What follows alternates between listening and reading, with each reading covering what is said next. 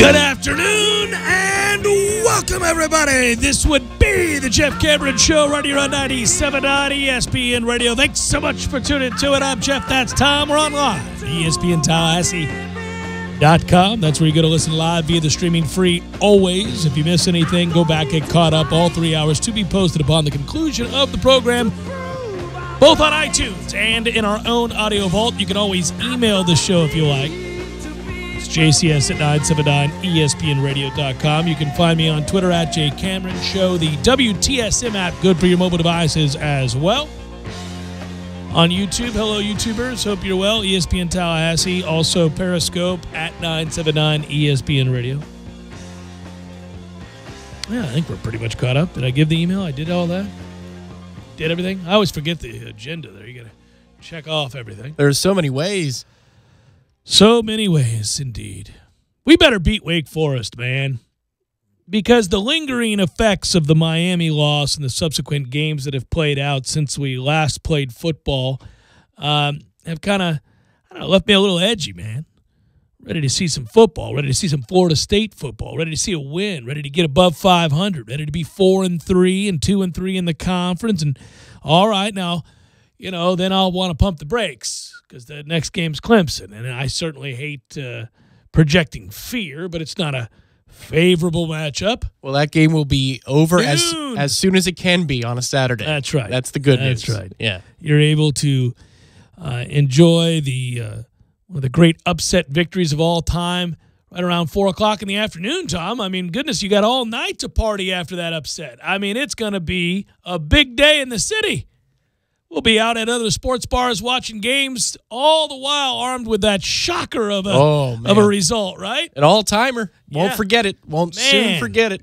That time we had to take on Clemson at noon. There they sat in the top three, and we didn't have much hope. But we showed up with pride, found a way, somehow, some way, to make it happen. What a great conversation that'll be. But we're getting ahead of ourselves because there is the matter of Wake Forest.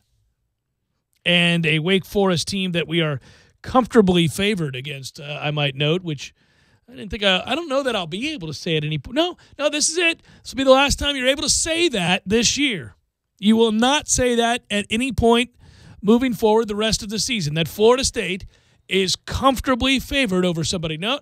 Okay, yeah, you're comfortably favored, but are you comfortable about being favored by so much? Well, let's review, shall we? Wake Forest began their season with a thrilling overtime victory over Tulane, 23-17, and what a contest that was on the 30th of August. I remember thinking, man, I missed that game. I should have paid attention to it. I was busy watching some other games, and then that one popped up, and I went, how about that? Look at the ACC, Tom. Then they beat Towson convincingly, 51-20, and they were off and running. We saw that weird game against Boston College where, because of special teams, they were still in it, and they fell 41-34.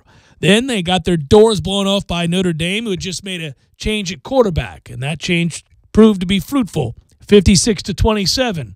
That kind of fruitful. Then Wake Forest saying, no, we will not accept that result. We shall bounce back, and bounce back they did, scoring 56 points of their own against Rice, 56-24. Now, Rice is now coached by a guy from right here in our backyard whom I interviewed. Yes, that's all we'll say about Rice. And then they played Clemson and came crashing back down to earth by giving up 63 points and scoring all of 3. So they're coming off a 63-3 loss. We're coming off a very frustrating 28-27 loss.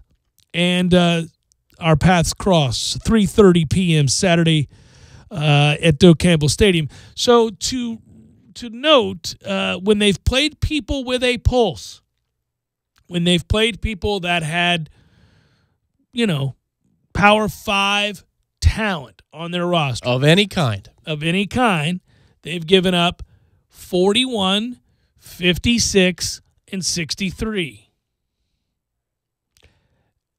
I'd like to believe that Florida State on Saturday will not only win this game, but maybe even score in the 30s, Tom. I was going to say. In the 30s. Over under 30.5 points for Florida State. Over. Ooh. Going to go with the over there. Yeah. 30.5 is a good number if you're going to throw it out there. I mean, all I got to do is score 31. That's on a number. That's on a number, right? A betting number. Yeah, exactly. Yeah, no, I'll take the over there. Wouldn't you? Yes, I think so. Yeah. Yeah. We'll score. We'll score more. It's it's actually what I saw at Cam Akers that has me a little bit buoyed. I'm hoping that he looked like he was coming back to life a little bit in the Miami game, and you have a bye week. I'm hoping that you get number 3 back in this rotation, and you look at him week after week from here on out and say, well, at least they got his thing squared away, because that was a head-scratcher for a month and a half. Well, that he got healthy. You know, it's not unlike the situation we found ourselves in when, if you recall, we were all wondering what was wrong with Dalvin Cook, and he just looked tentative and certainly hurt and incapable of being the player that he was, that we were all so excited to see. The way this year has begun, that was a conversation yet again about Cam Akers. And yeah, he looked the part against Miami, didn't he? He looked like a guy that was running with a little what for, a little moxie, a little I got it back, guys. And can we get Trayshawn Harrison involved again? I don't disagree with that point. Yeah, I love that kid. There's a whole lot of make you miss in him, huh? Yes. Yeah. I was surprised not to see him at least for one play designed for him down in South Florida. That was a little surprising to me. Well, you know, Willie's talking an awful lot about bringing back tempo, and they ran tempo against Miami, and at times it was effective. It seemed to work, and we weren't plagued by the same sorts of problems that led us away from tempo previous. So maybe they've gotten that part ironed out. You know, this is about growth. This is about getting better. It's all the little things in a season that we hate talking about. It's all the stuff that you wish you were beyond. You wish you weren't having to deal with. You wish you could fast forward in time and be done with. Now, certainly fundamentals are things that you constantly have to work on and make sure you have certainly a good handle on. But the good teams and the ones that have a real comfort level within the systems that they're running are not plagued by some of these things, so much so that they've got to drastically alter the tempo in which they play. So we'd like to get to that point. Maybe we are. Maybe that's a measure of growth that we will see play out yet again on Saturday to the tune of 40-something plus points and a victory. Whoa! And a plus record in the win column there. I'll take that. My God, that's a month's worth of points. Got to have it. No way around it. Said it again yesterday. We'll say it all week long. Sadly enough, this is a game you circle as being, you know, big if you've got any hope whatsoever of going to a bowl game. And God, I do agree with you. Say that's it. That's all. That's what we're looking to, is just maybe being good enough, possibly, barely, somehow finding a way to squeak into a bowl game. And you know what? The answer is yes. That's it. That's all. That's what you got. And if you were to lose Saturday, you wouldn't even have that. So you better hold on to that thing for dear life and treat this sucker like a level 5 for this week. We'll go back to Cat, but for now. I get we played in the Orange Bowl in 2016, but, you know, we're a third of the way to a lost decade, sir. We need to right this ship. Takes time. Doesn't happen overnight. Season's been over in September, 3 years in a row. Oh, I know. And you know, in many ways, on a serious note, I think that this staff and this head coach has to pay for that in a way that is undeserved, but just the reality of the situation, right? I mean, that's unfortunate, but I think that they probably bear the brunt of the missteps of the previous regime. There's no question about that when it comes to recruiting on the offensive line, et cetera. But just the feeling, that forlorn sort of, are you kidding, man? I wait all offseason for a thing to begin, this thing that we all love, that we have in common, that we're passionate about, and then it starts and it's done. It's over, at least in terms of our being part of the dance. Yeah, no, yeah, it's very, very difficult to accept, deal with, even discuss openly, but we kind of have to. It's a talk show. You wake up one day, you're an assistant manager at Cinnabon, and you're 50 years old. It's been 4 years since we've been in this discussion. At the mall, not even an independent, not even a guy away from the brick and mortar, but rather there you are in with all the other losers. They're 19 and they're managers, and you're an assistant shift manager. You're 50 years old. Fork in the road. I chose the wrong path. Should have left that meth alone. Damn it, man.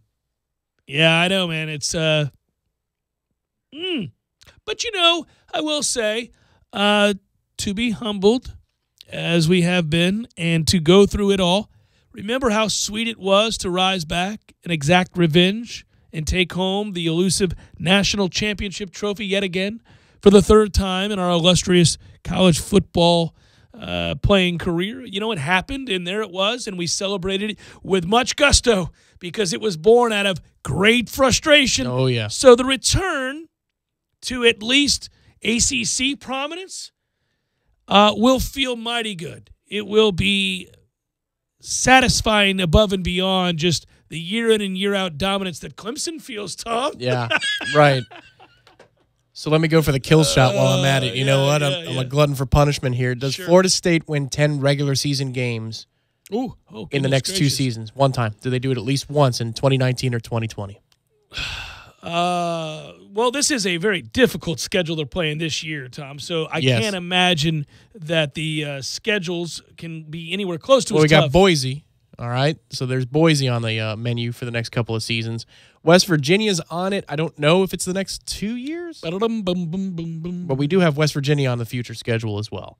But, I mean, just considering Florida, I have Miami. the schedules before me, sir. It helps to be educated when making these decisions. I put you on the spot. I'm sorry. 2019, we are playing in Jacksonville against Boise State. Awesome.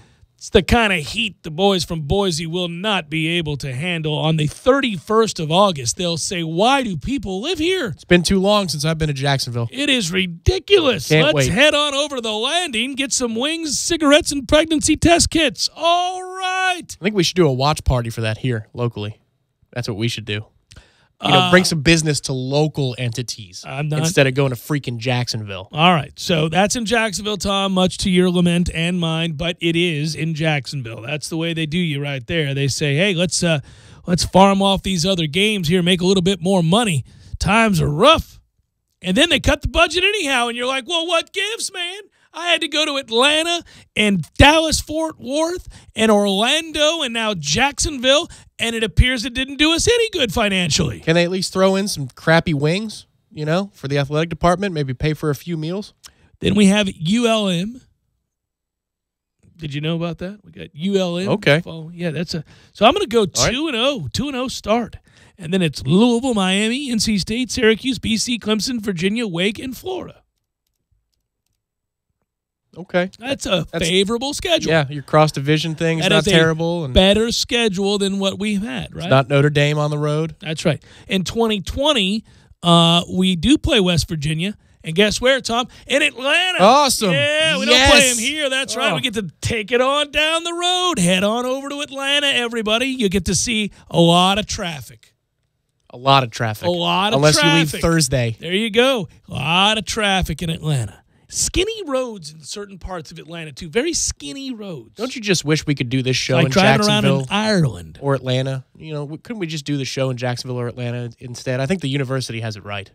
No. We don't need Tallahassee. So then we go to Boise, and oh my, I will be there with bells on. Hello, Boise. How I've waited to meet, to make your acquaintance. I am here. I have championed this game since it was announced in 1991. I have been waiting forever for this football game, and it somehow remained on the docket. I'm in shock that it has, but I am here. Entertain me, Boise. I have been, for you, basically, a champion. Wait a minute. I thought all the grass was blue here. What's going on here, Boise? It's at Boise. And then we have BC. Also on the schedule, it's BC, Clemson, Pitt, Wake, Louisville, Miami, NC State, Syracuse. So there you go. 10 wins by 2020, yes. You think it happens? All it has to do one time between... One time, be the right club today. Those one time. Here we go. Kenny Perry would be a great kicker, Yeah. On the follow-through. He's got the long sleeve jersey. So I'll just say again, I'm circling this here. He was like next year is a better candidate in 2020, given West Virginia and Boise on the road, just because that messes with your travel schedule. 2021, you got Notre Dame here. That's a Labor Day Monday game? Is that right? I'm sure they'll ship that off somewhere. Let's play that game down in Miami. 2022, I don't see any big to-dos, no crazy scheduling things or anything But at that point, we have already won 10 games in the regular season.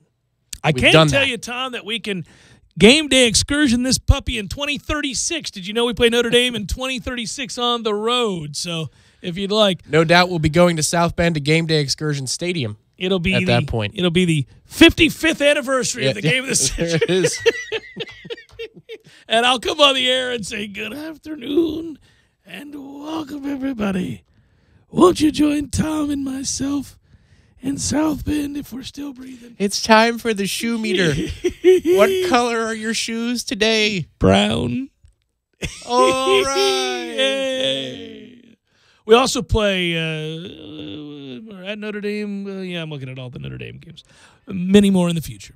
Anyhow, big win for us this week, and we'll be moving to 4-3. All right, good news there, buddy.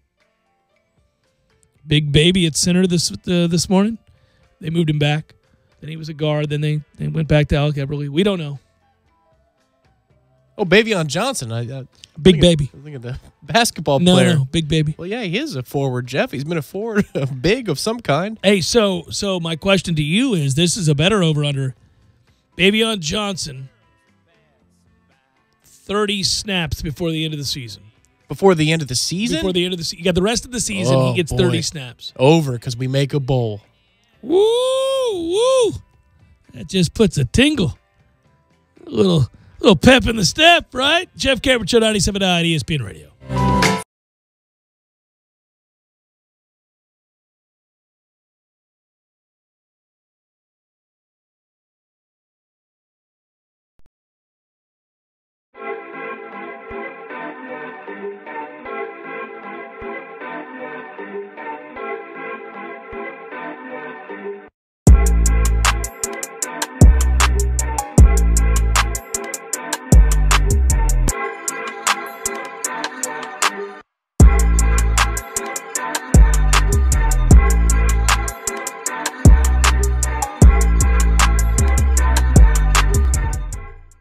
When you're in need of auto repairs, look no further than Nice Tire and Auto Service. Nice has been in business for 16 years with long-term, knowledgeable sales associates. They have the latest wheel balancing machine in the industry. And for passenger vehicles, they service AC, brakes, suspension, tune-ups, and much more. Never sit through a long wait. Nice Tire and Auto has 10 service bays to get you back on the road quickly. If you have tire problems, check out their large inventory with various Goodyear and Michelin tires. Nice Tire and Auto Service, 4792 Bluntstown Highway, 574-4100. Sorry, boys, I did not have time to pack. We got this. It's right here, guys. We got this. I thought I could handle it. We got this. Moving doesn't have to be a hassle. Call us first at 2 Men on a Truck. No matter the move, home or business, we'll make it a smooth one.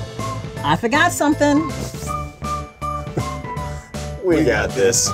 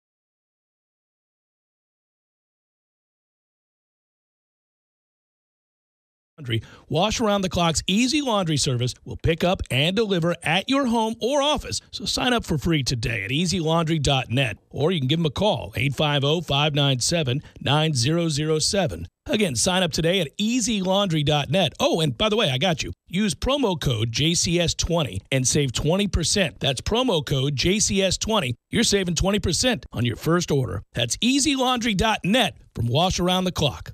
Get your weekend started right here on 97.9 ESPN Radio. Saturdays at 6 a.m. with Fishing Florida Radio. Listen to the three amigos, Boudreaux, Steve Chapman, and Captain Mike Ortega as they catch you up to speed on what's new and biting in the North Florida region. Big-time guests, celebrities, interviews, and 3 hours of the fishing info you need. Fishing Florida Radio is brought to you by Sea Quarters Marina off Highway 98 in Carabel. Sea Quarters Marina, your full-service marina. And presented by Hobbit American Grill and Mike's Marine Supply.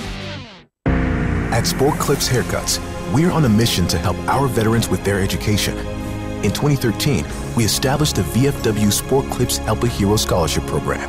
With the help of your generous donations, we've raised nearly $5 million and awarded more than 1,000 scholarships across the country. Visit Sport Clips today and help a hero. And on Veterans Day, November 11th, Sport Clips will donate an additional $1 for every haircut we give. Help us continue this honorable mission. Hey guys, is it time to get your hair in the game? Time to claim your spot! Then it's time to check in online at sportclips.com/check-in for a fresh cut, legendary hot steam towel and massaging shampoo. So do your hair a favor by checking in online and arrive just in time for your Sport Clips MVP haircut experience while you surround yourself with sports on TV.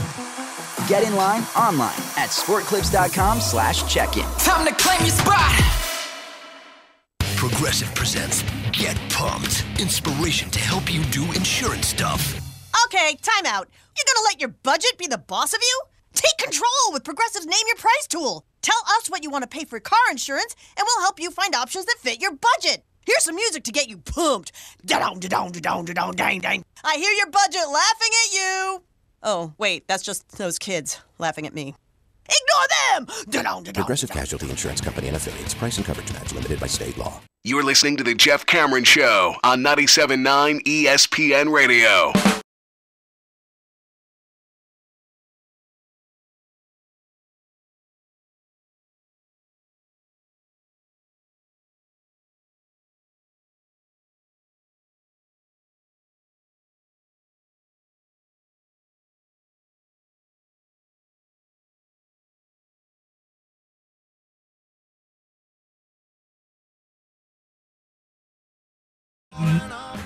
Just an aside here.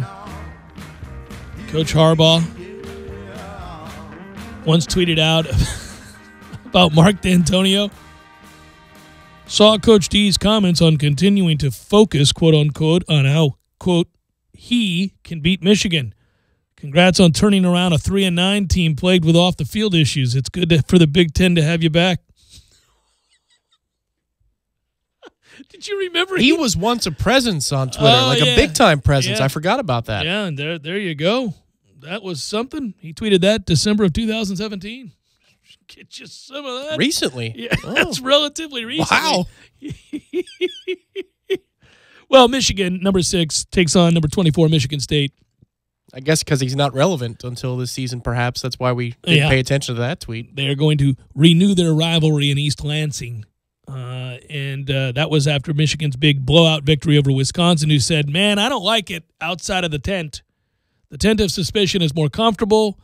I kind of know my way around. And they went right back there. And meanwhile, Michigan said, I have not enjoyed being in this tent. I would like to find my way out of this damn tent. We have been here way too long. These people don't understand us. The food is so-so. We deserve to be in a better neighborhood. You know what I'm saying? I'm just saying. All right, guys? I'm not trying to be so judgmental. We need to get out from under the tent. Let Wisconsin have it. They like it here. And so they did. And now here it is that they take on Michigan State. Michigan State's not comfortable in the nicer neighborhoods either. Let's be honest. But we kind of like them. We like them. They're down-to-earth folk there. Steadfast. That's earnest. That's what they are. And they're also going to get beat this week. I'll take Michigan. That said, it's awfully hard to say that with a robust sense of confidence, given that Michigan, under Jim Harbaugh, the needling one, as I just alluded to, is 1-5, straight up against their rivals in Michigan State and Ohio State. One of which was against Michigan State, an all-timer. An all-time great one, huh? 1-5. Whole lot of not doing a damn thing. Meanwhile, College Game Day this weekend, in case you were wondering, you knew they wouldn't be here. They'll be in Pullman, which... oh, man. First time ever. First time ever, and for good reason. A lot of dirt roads in Pullman. Oh, yeah. Number 25, Washington State hosting number 12, Oregon. The Cougars actually opened as a favorite. What? No. Oregon money came in quickly. It changed that tide rapidly. Oregon now favored in the football game, as one might expect. If you could have jumped on it early, you could have gotten money. You could have gotten points. You could have been getting and taking Oregon. How about that? We'll have to play it later in the week. Maybe we'll do it on Tallahassee Game Day this weekend, but I still have, apparently, got to go make sure I didn't overwrite them, the Michigan and Michigan State radio calls from that crazy-ass finish from a few years back. The color announcer yelling, screaming. Both of them. Yeah, both of them. Yeah, that's good. If you can, early in the week, try to grab Mississippi State plus 7.5 at home. Oh, not at home, on the road against Baton Rouge. I think that game will be a 7-point game. Okay. I like the hook. My goodness. Not gonna, early scouting reports. We're just doing a little bit of. Well, what do you think about Clemson against NC State? That's it's down to 16.5. It's an interesting game that just happens to be in our window. That's a little frustrating. The Wiz Palace. Mm-hmm. They didn't get time to really lube it up the way they like to at the Wiz Palace. Well, now, yeah, I'm just saying this would have been a night game. Fair in town. Don't know yet. Double check. You looked it up recently. I looked it up for us, and we were clear. But I think it might be in town for this game. Hang on. Yeah, that would be too good to be true, right? I would love it. Give me the fair in town. Unfortunately, the fair is in town, buddy. All right. So normally they really did die this thing deck down a little bit. If you had given me the fair in town followed by a night kick, whiz bombs abound. Which the ACC would have done to us in a heartbeat. Oh, what the hell is this? No, the ACC would have said you're playing on a Thursday night on the road, opening night of the fair. Get ready for the whiz bombs. That is the last night of the fair, too. So people will be going blow it crazy. Up. They're going to blow it up. They've got the game followed by the fair. This is a urination coronation. They're going to be celebration all throughout that place, right? You know what? Just for a moment, so they can flex these things 2 weeks out, right? So the ABC primetime game this week is Ohio State at Purdue. Why? That's 7:30 kick ABC. They're in Pullman, as you said, for College Game Day. That is a Fox game, 7:30 p.m. I don't see an 8 o'clock game across any of the networks between ranked teams. And yet Clemson, dude, wait a minute. Clemson's at home, first of all. It's not in Raleigh. It's not in the Wiz Palace. Look at you and I getting carried away, not even paying attention to a thing. What are we talking about? But even still, how's that game not an 8 p.m. kick? What are we doing here? You're watching Ohio State at Purdue? I get Purdue's a good 3-3, but the game of the week is the one that pits two ranked teams, undefeated teams against each other. Yeah, but if it had been in the Wiz Palace, then I would have gotten more excited. This is mildly exciting, I guess. That is true, because 2 years ago was when NC State blew it at Clemson. I always have to bring this up, but I won't do it on the air. You know what I'm going to bring up? Yep. Go move the hell on. Crying ass. Ridiculous. That's ridiculous. Poor Devonta Freeman. I'll tell you why in a moment. Jeff Cameron Show, 97.9 on ESPN Radio.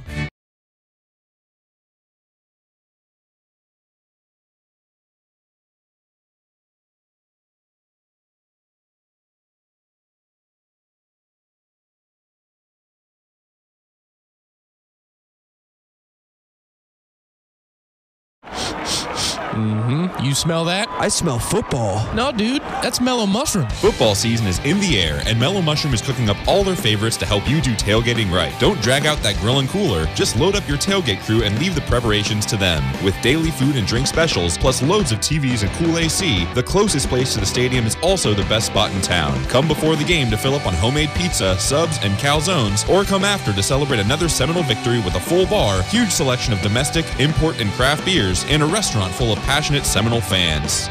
Parker Brothers.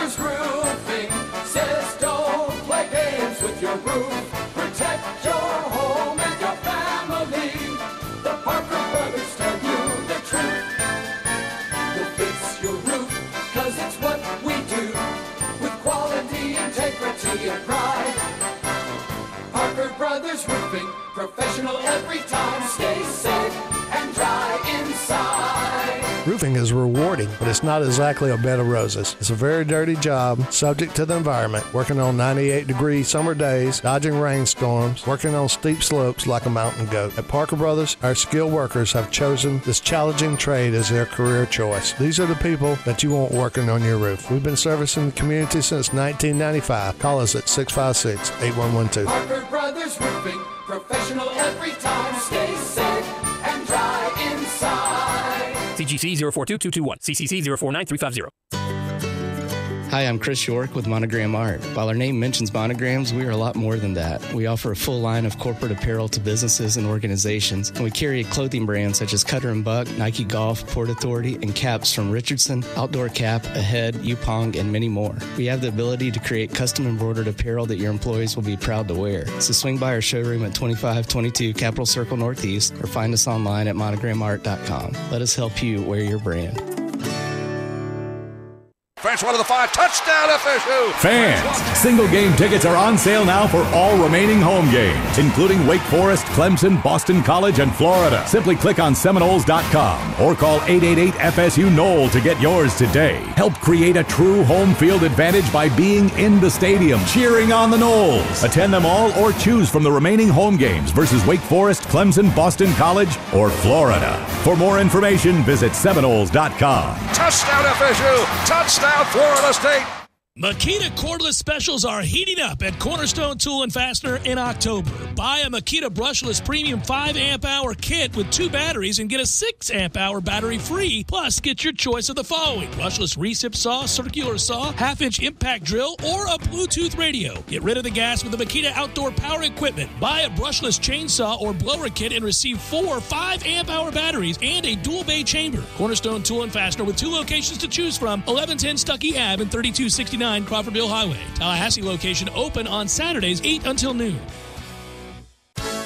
Hi, I'm Jesse Ross, owner and co-founder of Lake Tribe Brewing right here in Tallahassee. When my father, my 2 brothers, and I started Lake Tribe, we had one simple goal: to create great tasting quality craft beer that reflects our love for the great outdoors and have some fun along the way. If you're in town with 80,000 of your like-minded friends, stop by the brewery off West Tharp Street for a pint or a flight of our vast selection of Lake Tribe beer on tap. Or stop by at the next gathering of the Garnet and Gold. We're open Thursdays and Fridays 4 to 9 and Saturdays from 1 to 9. Lake Tribe Brewing, find your native spirit. Looking for a new place to watch your favorite sporting events? Hobbit American Grill with 3 locations to choose from. Just show them your stub. That's right, your ticket stub from any local sporting event for $1 pints and $3 crafts. BOGO Mondays every Monday with 50% off specials. Like or follow on Facebook to get all the details. PS4 tourneys, trivia, karaoke, darts, and more. Lots of daily lunch specials under $8. Happy hour specials daily and happy hour all day on Friday. The Hobbit American Grill. Fall is here. You know what that means, right? Yeah, colder weather and yard work, like raking leaves. But, you know, fall is also the perfect time to get your energy audit from the City of Tallahassee Utilities. That way, you can be sure that your whole home is ready for the cooler weather. I can't afford that. Yes, you can. It is a free service. An energy auditor comes to your house at a time that is convenient for you, examines your structure, checks your energy and water systems, and then recommends changes that could save you energy, water, and money. They do all that for free? Yeah. To help customers even more, the city also offers installation grants and low-interest loans and rebates for Energy Star appliances. Wow, you can really pile on the savings with the City of Tallahassee. I'm going to call City Utilities today at 891-4968 to schedule my free energy audit. Oh, and don't forget to check out talgov.com for more information about all the ways the city can help you save energy, water, and money. Time now for the Tampa Bay Lightning Report, brought to you locally by Township of Tallahassee. The Tampa Bay Lightning get set to take on the Carolina Hurricanes tonight at Amalie Arena. These 2 teams are playing the first of 3 meetings this season and the first of 2 at Amalie. Since the start of the 2012-2013 season, Tampa Bay is 16-2-2 against Carolina. That being said, Carolina is off to a fantastic start this year. They're 4-1-1 and have 9 points through 6 games. Alec Campbell, who's part of the Canes radio network, told me on Lightning Power Play Live last night, it's all about hard work with this team.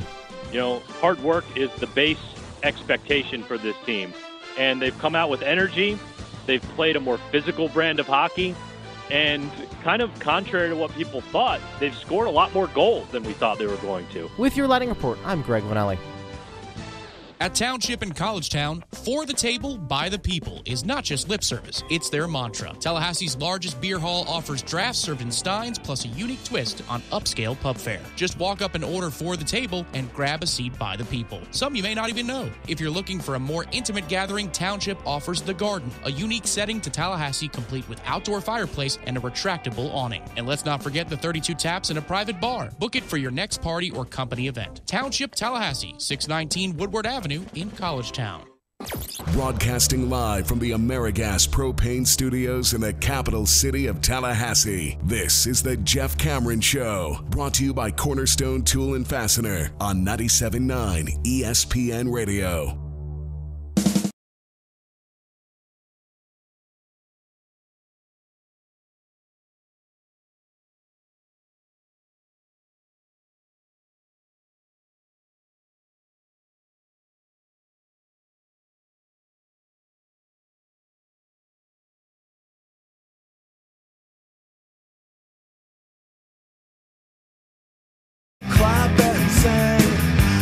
Headed to Chicago in November. Won't you come along? We're going to the Florida State Notre Dame game. You can too. Game day excursions, providing the easiest way for that to happen. Convenience and comfort with Game Day Excursions. Your Saturday is taken care of. It starts with bottomless mimosas, Bloody Marys, and the like.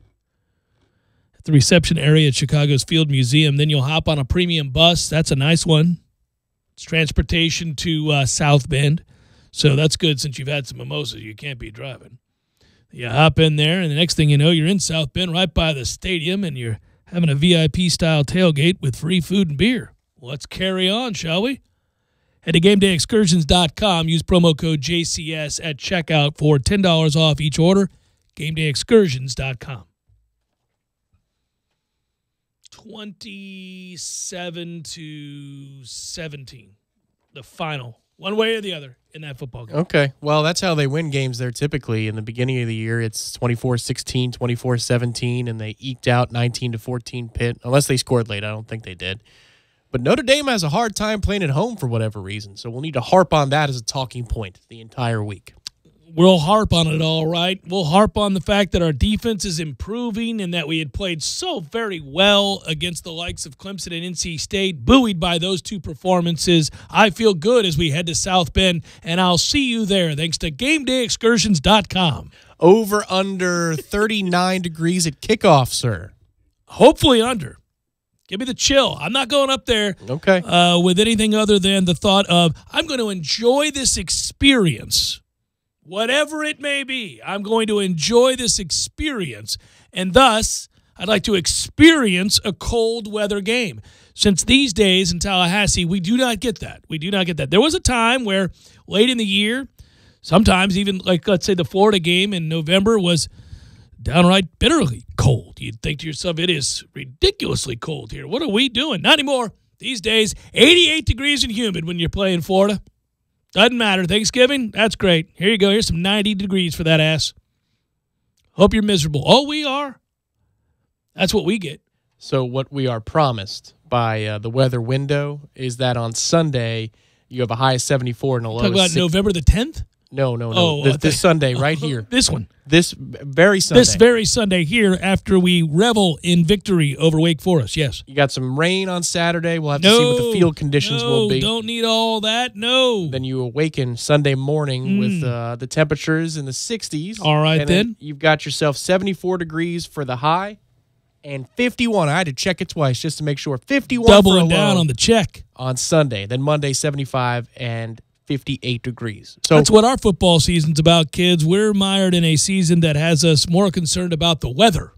Well, I would think this comes as welcome news to you, sir. I'm not mad. I'm just saying, yes, it beats the hell out of the alternative. I agree, but it's it's true. I find all these things to, I've recently gotten into that show Ozarks or whatever that is there. But really? Yeah. Well, Director Matthew was just telling me today it's got 2 good seasons and I should really try it. Whoops ass. Does it really? You're going to love it.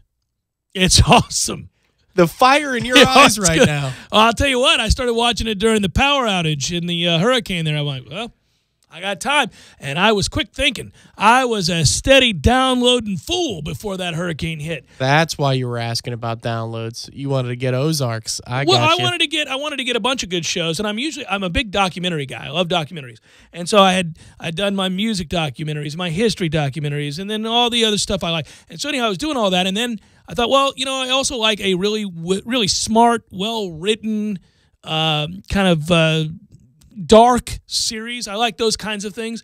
And this checked all the boxes. And a bunch of people who are also smart and interesting said, hey, man, I think you're going to like that show. I think you will like that show, Jeff. I know you will like. And so I went, all right, I'm in.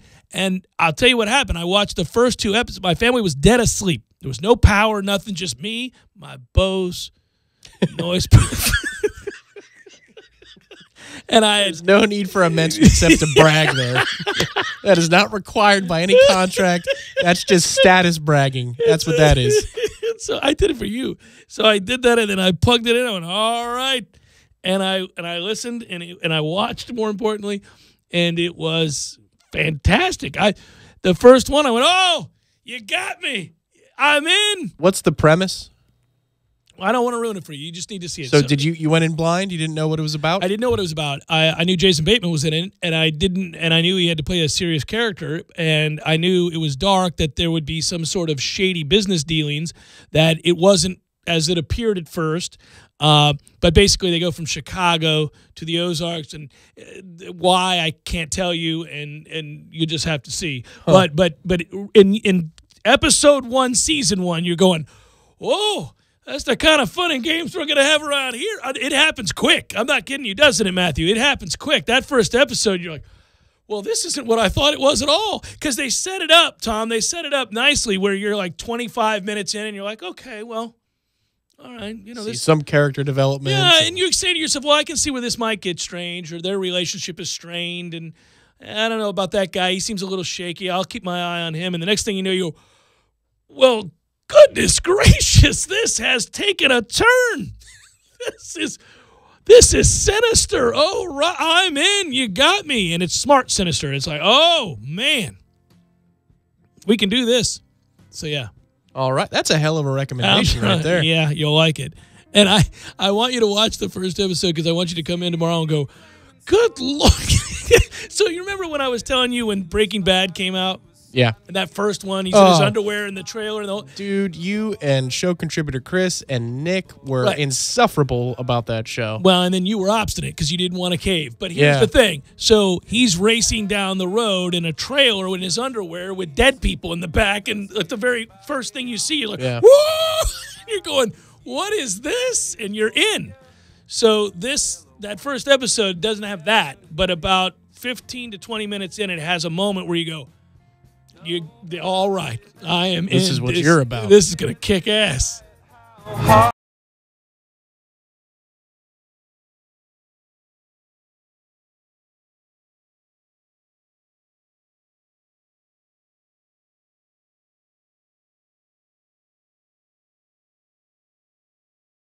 This is Jeff Cameron, and listen, it's tough to do things if you're not getting quality sleep. You know that. I wasn't getting great sleep in the past for a lot of different reasons, but I never thought about MyPillow. And then MyPillow reached out and said, you should try a MyPillow. And now I get that deep, refreshed next morning. I feel great kind of sleep that I deserve. And you do too. I couldn't do the things I wanted to do unless I got restorative sleep, and now I get it because of MyPillow. And now you're getting back into the swing of things, I'm sure. Since fall is here, you need rest more than ever. MyPillow has brought back their best offer ever. Buy one MyPillow, get one absolutely free. Just go to MyPillow.com. Make sure you use my promo code. That's 979ESPN. If you want quality sleep that has you feeling like a new person the next morning, take advantage of this offer now. Get one for you and one for your wife, husband, neighbor, the mailman. That's weird. Whomever. MyPillow is 100% machine washable and dryable. It comes with a 10-year warranty, and this is the new thing here, guys. With your purchase, your money-back guarantee is extended through March the 1st. It used to be 60 days, but now you got all the way to March. Go to MyPillow.com, click on the buy one, get one free special, and use my code 979ESPN. You'll get one free pillow when you buy one at a regular price.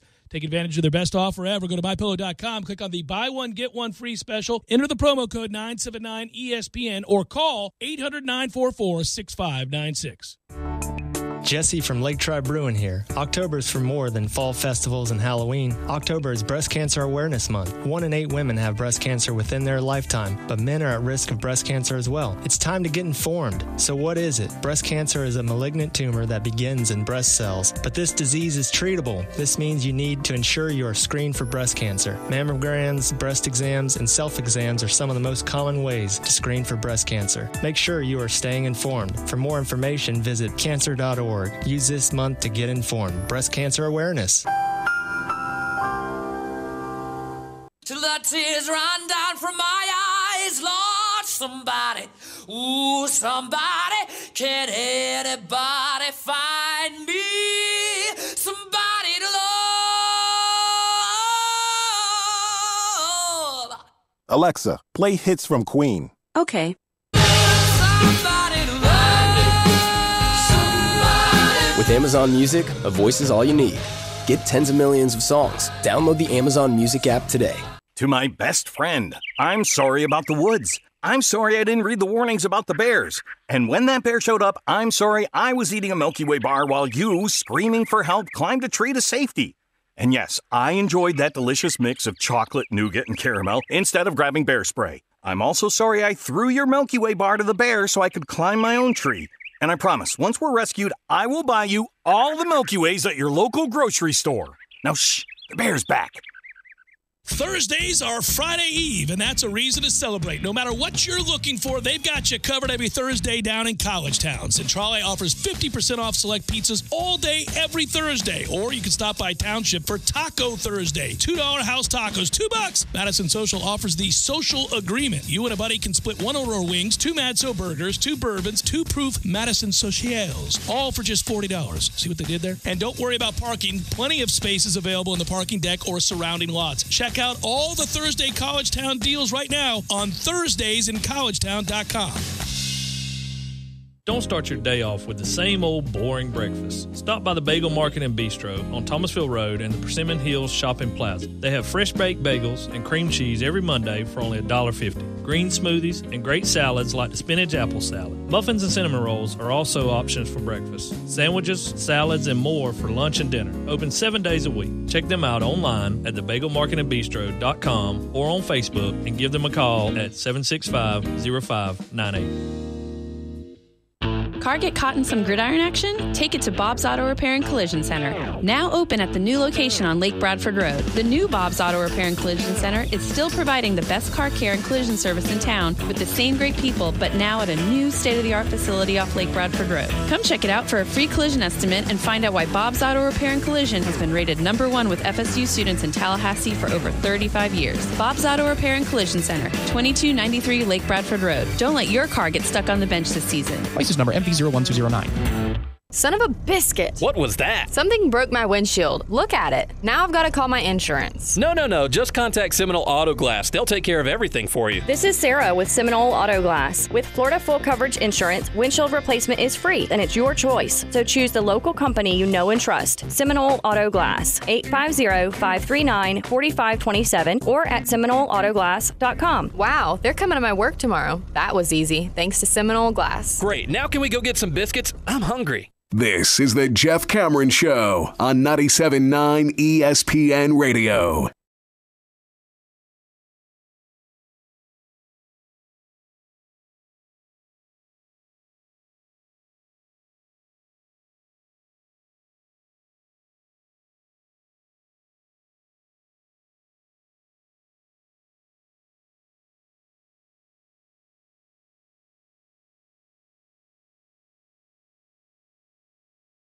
We'll be seeing these guys in December. Good time, buddy. I'll be an old vet. That'll be my second time seeing St. Paul. Well, I can show you around the locale. Seen many a show where we're going. Many a show in altered states. It will be a good time. There you go, yeah. Hey, man, honesty, right? Yeah. Well, good states of mind, too. You know, straightforward as well. I mean, just some that were a little different than others. As time goes by, you give everything of yourself on this show. What are you going to do? What are you going to do? You got to do it. All right. So this is an ultra brief segment. By the way, 5 o'clock, we will segue on over to Seminole Headlines. I look forward to it. Man, what a 12 hours of programming. I mean, you lead off with Stephen A. at 1 p.m. You got the Jeff Cameron Show at 3. Hey, everybody, it's Stephen A. That's right. And then you got Seminole Headlines from 5 to 7, and then we're going to catch the end of Red Sox and Astros, and then NLCS action right after that. Bam! My goodness. Boom. There we go. Doing some things. I like it. But this Friday, let me get this out there because it's a good thing. We said we were going to do something. We're going to do something. On Friday, we're going to be over at the CP. Corner Pocket Bar and Grill, as we're wont to do for home game Friday editions of the program. But this time around, Tom, tell the people what it is we're going to be doing. Well, it's a Hurricane Michael benefit, and it's really easy and simple. There's going to be live music playing from 5 p.m. till 1 in the morning, 3 different acts over the span of time. Tom and the Cats are taking the stage at 8 p.m., running from 8 to 12, or 8 to 10:30. Excuse me. There we go. Not a 4.5-hour set, a 2.5-hour set. Long set, yeah. I'm sure they'll go over by a couple of minutes, as they do. But it's a $10 cash cover. Cash, please.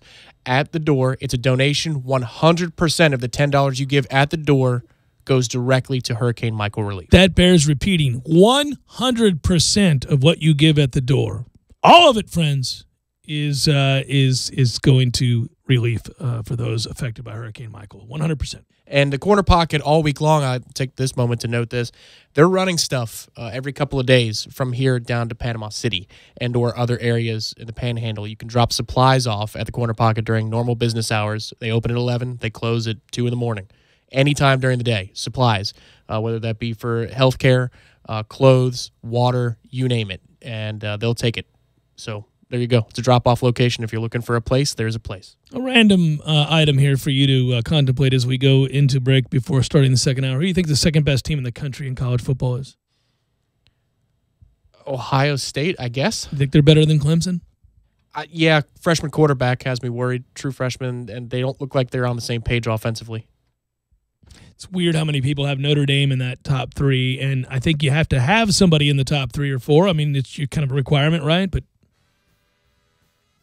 I don't know if it's 19-14 over Pitt or what it is, or too many of the close games like the one they barely beat Vandy. And Ball State. Yeah, I don't know what it is, but I look at them, I go, nah. But then again, who am I going to replace them with? LSU? Michigan? UCF? If there was a year for UCF, here you go. I guess. Hour number 2, forthcoming. Stay with.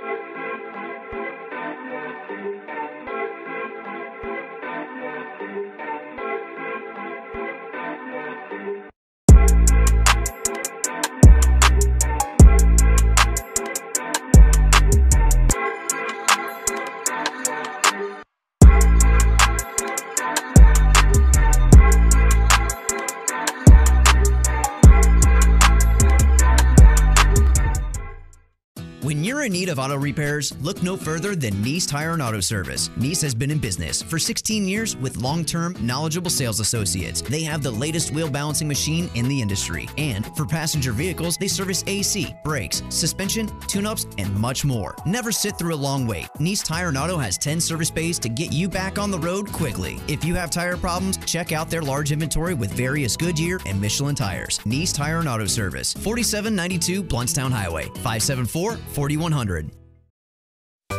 Sorry, boys, I did not have time to pack. We got this. It's right here, guys. We got this. I thought I could handle it. We got this. Moving doesn't have to be a hassle. Call us first at 2 Men and a Truck. No matter the move, home or business, we'll make it a smooth one. I forgot something. We got this.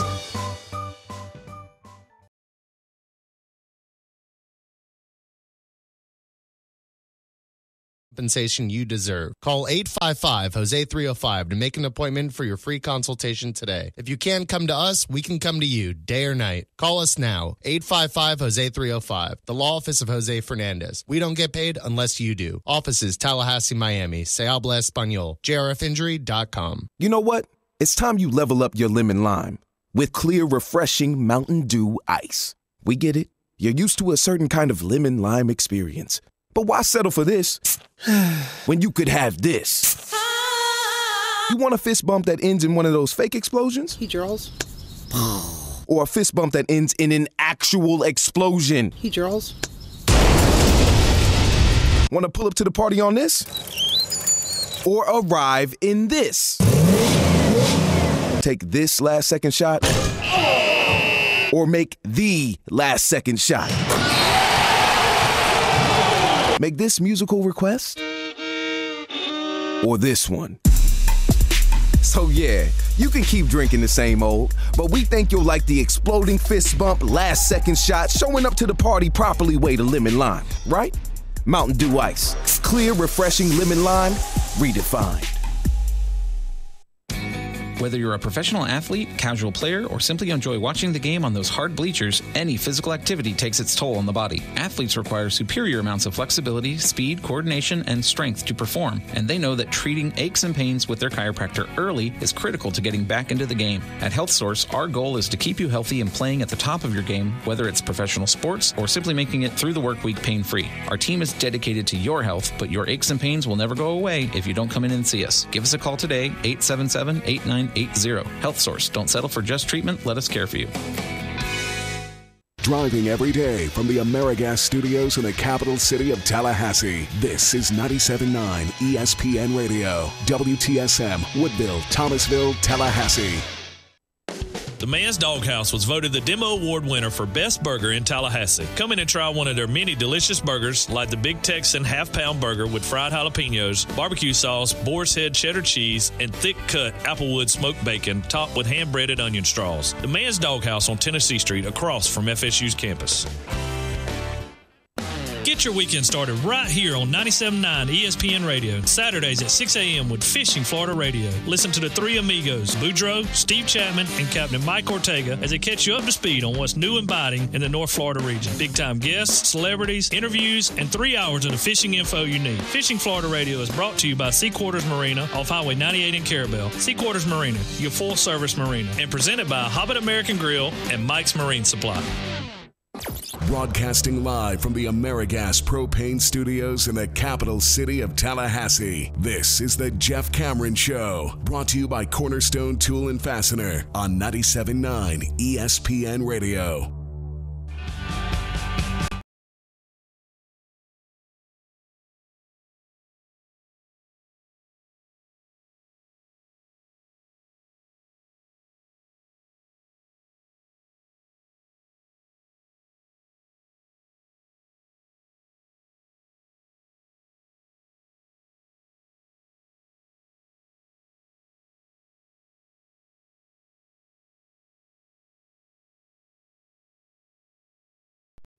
Hour number 2, Jeff Cameron Show, 97.9 ESPN Radio. Hope this finds you doing well. By the way, if you want to watch the show, feel free. You can do that. Go to YouTube, ESPN Tallahassee. Hello, YouTubers. You can always email the program as well, jcs at 979ESPNradio.com. You can find me on Twitter, at J Cameron Show, the WTSM app, good for mobile devices. You can Periscope the program while you're on Twitter by following at 979 ESPN Radio. And we'll post all 3 hours, in this case 2 hours today, as along with all of our other content. Some of the headlines coming up at 5 o'clock on the website and on iTunes. You can find us there, so go back and get caught up that way. Taking a look at the slate to come and what's on the docket. Obviously, we're hyper-focused on Florida State Wake Forest. Pregame show begins exactly what time, Tom, are we doing the pregame show? We're going to do 1 o'clock on Saturday, lead it into pregame coverage of Alabama and Tennessee. Whitewashing. That's an ass beating. Not the SEC game you want to watch. The SEC game you want to watch for investment purposes would be if you could get Mississippi State plus 7.5 against LSU. That game we will have is the second half of our doubleheader on Saturday. How about us here on 97.9 ESPN Radio? Good work, right? That's the slate in Baton Rouge. All right, Red Stick. What you got? I can't wait. That'll be fun. That's a good game. I got to admit that anytime there's a game going on in Baton Rouge, I think I'd like to be at that game. You know, last weekend, obviously, you're dealing with much more serious things, recovery efforts and such. One of the dockets, or one of the things on the docket for the bye week, I thought maybe this is a good opportunity to get out there, would be Georgia going to LSU for the one time this decade. They don't play each other because of the way cross divisions work in the SEC forever. if you're on the other side and you're not a locked-in opponent. And I thought maybe that was going to be one of the candidates. Of course, we didn't do anything because we needed to, on the home front, make sure everything was Of course, okay. yes. Bavion Johnson whispers today that he was at center. Can he snap the football? I don't know. I don't hold out hope at this point. It's taken this long to figure out the whole snapping issue. If he's good, then we're going to accept it with open arms. But what's really frustrating here is he's not even your first guard off the bench. So that tells me he couldn't block as well as Mike Arnold. And obviously he couldn't snap the ball well enough to be in this position yet either. And that was what's holding him back against a guy like Alec Eberle. So I don't know what he's good at. We're going to find out if he even makes the field if he ever plays on Saturday. Bavion was also not in shape, and I think it's taken this amount of time to get him in shape. So, again, this continues to be the source of much frustration, consternation, aggravation. I got it. It's all there, man. It's all tied into this offensive line every week. It's also frustrating to kind of wonder aloud, do you have the quarterback on your roster to run the system you want to run? And if the answer is no, what do you do about next year? And how does that inform your opinion in the rest of this year? Clearly, Willie is going to stick by his guy in DeAndre Francois. I'm running antsy a little bit. I wouldn't mind seeing James Blackman to see if he could run it.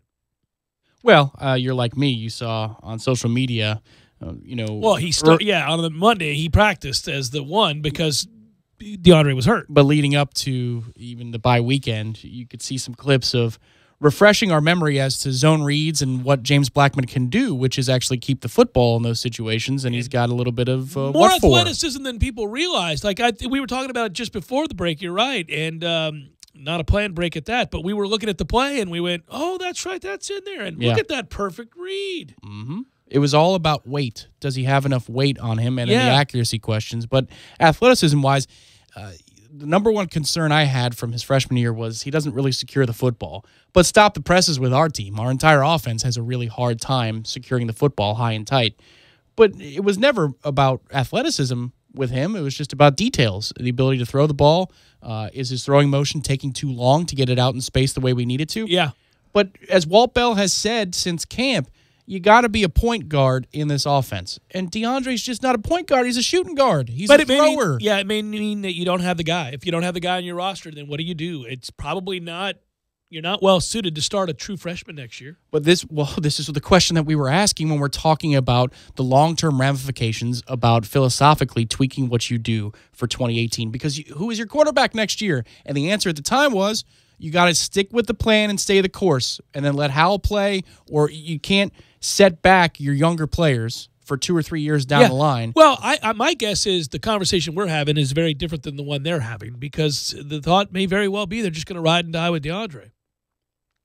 It sounds like it. Yeah, if Willie's going to laugh off the notion that James Blackman could be the starter last week, then It certainly does sound like it. Now, listen, again, I get publicly why he is the way that he is whenever he's asked that question, and I kind of appreciate it.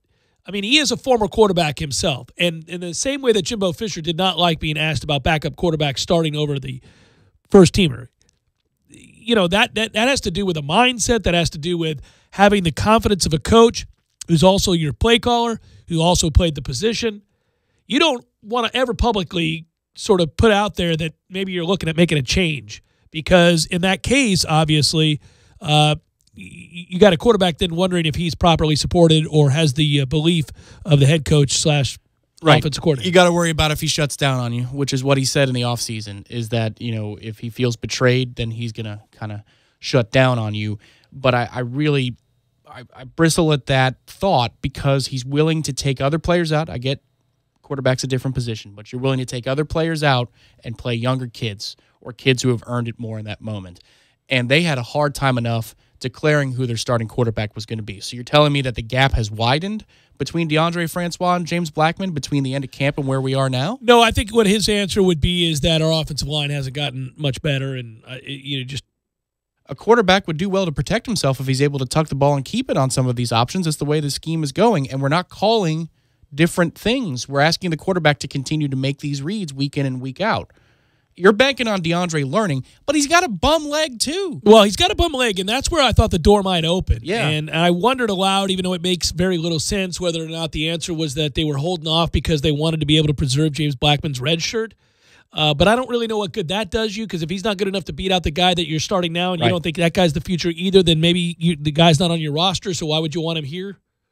100%. So the logic is not there here. I mean, it's a development that if DeAndre plays worse, it's gonna be louder from the fan base, from the media. Yeah, I don't think he'll play worse this weekend. Wake has given up a lot of points on the regular, so we ought to be able to move the ball coming off of a bye against Wake Forest. You ought to win this game. Bottom line is you ought to win this game, and you ought to move the ball, and it should be a good game for DeAndre. I believe he'll play well this weekend. I do too. However, Syracuse gave up 600 yards to Western whoever, and we look like ass, and DeAndre looked like ass in that game. So I'm not going to bank on it. I'm not putting money on it. Well, but right. This isn't the kind of team that you make certain assumptions of dominance about anymore. I mean, I made the mistake of telling everybody we would kill Samford and that everything would be all right and that we'd probably run away with the Northern Illinois game. We didn't either.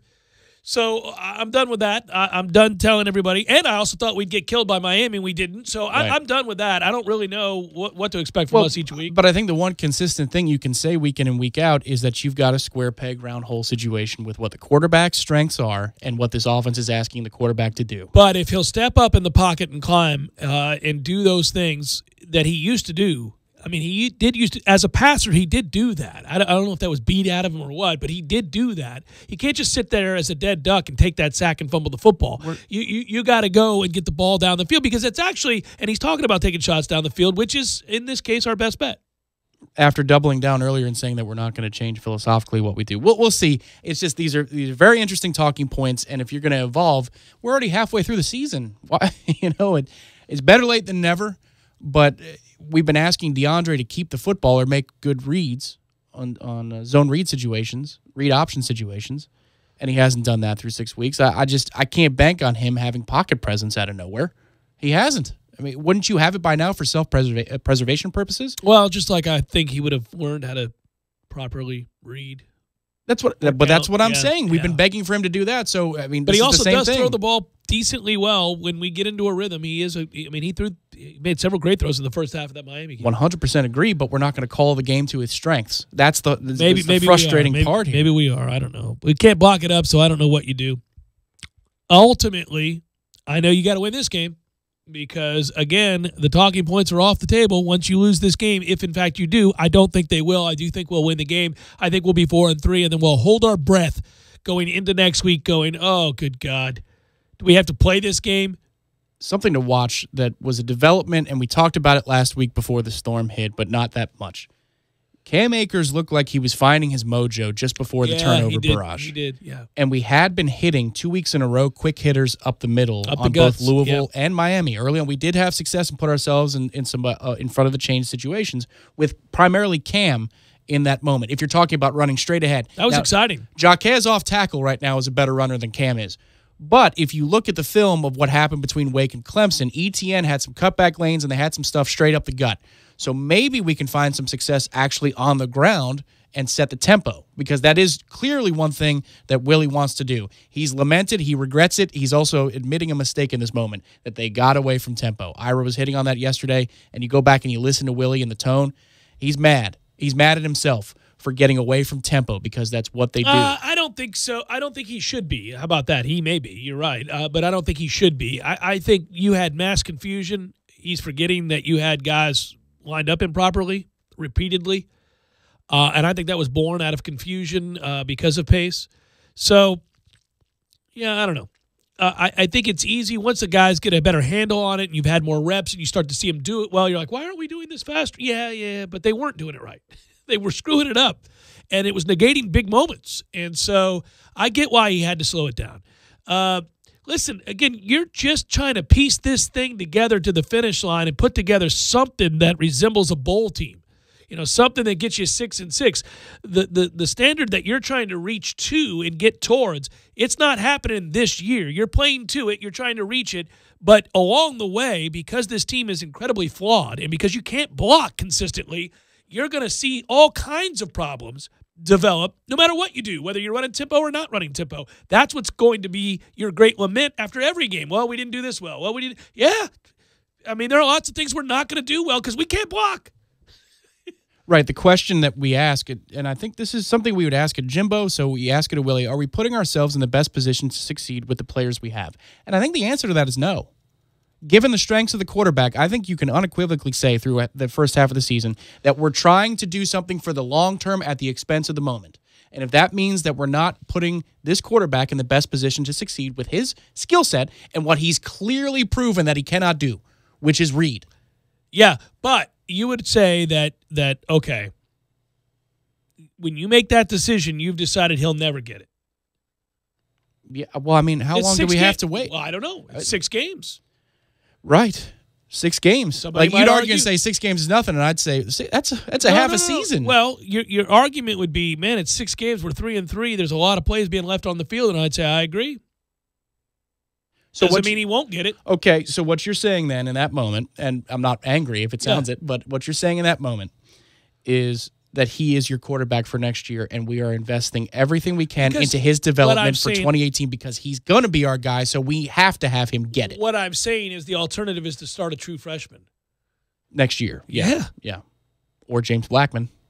Well, if you're going to – why wouldn't he be out there now? So it's a fair question. I mean, Willie doesn't want to field it right now because I wouldn't either. I mean, it's when you are a flawed team and you have weaknesses and things that break down because of those weaknesses, plays that don't work because of those weaknesses, elements of your team where you're not getting the most out of their, let's say, their athleticism per segment, whatever it might be.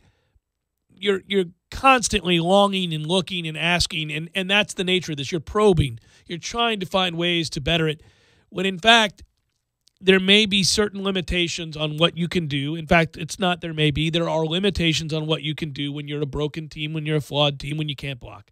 And I just think that we always think the thing that's not working would be remedied if we did this other thing. But the root of all of this dysfunction is that group up front, and they'd still be there if you chose this other thing. Right. I'm going to make like the third point in a row where it sounds like I'm just hating on Willie for the sake of hating on Willie. I'm not. I'm just asking questions about, are we getting the most out of what we can? For example, you look, unfortunately, a couple hours away in Gainesville. That offense is terrible. Those players are terrible. They're getting the most out of what they can. Yes, they're blocking it up better than we're blocking it up. So there's a lot of non-starter issues here. Yeah, and they're also getting the most out of Felipe Franks that they can get because they're not asking him to win ball games. Right. And they do have a good running back. But are we getting the most out of what DeAndre does best? And what I have to believe is that in practice, James Blackman's decision-making with the football, throwing the ball, has to be terrible. Yeah. It has to be terrible because he's a bigger threat right now with his legs. And if you look at the clues about teammate support, he's one of the better teammates on this entire roster. Right. In terms of interacting. He was interacting with Frenchie in the first game of the season saying, hey, you need to go talk to these guys. Don't worry about what you're doing now. You got to talk to the O-line or you got to talk to the receivers. Right. They're losing their minds. But also Cam Akers, when you're out in Charlotte, said if you could have one person on your side in a fight, who would it be? Blackman, yeah. So the locker room likes him. He's a better weapon with his legs right now. Some video evidence would suggest he can run the zone read better than DeAndre can. So what's missing? He's got to be absolutely terrible throwing the football in practice week to week now. Well, you remember he was pretty inconsistent, right? He throws the deep ball really well. Yes. But some of the intermediate stuff and the things that you have to complete on a regular basis, he missed a lot. And we saw that in practice leading up to the start of the season. We'd go, what was going on there? You just fire that into the ground. I mean, remember that? There was those moments. So that has to be something that plagues him. I also think you'd hear an under-the-radar outcry if James was killing in practice. And people would say, guys, what are we doing? Right. Yeah, I think you would too. So that must not be happening. It's just hard because DeAndre is actually above average at some things, and it feels like we're not accentuating those. Is that a fair frustration without being a Willie hater, quote unquote? Oh, I think it's a fair frustration. I'm not of the mindset that it would all improve even if we catered to that, because I don't know that we could block it up either way. So he's saying I'm not forsaking the long-term gains of implementation of my offense and the understanding and growth of the youth on this team for the short term.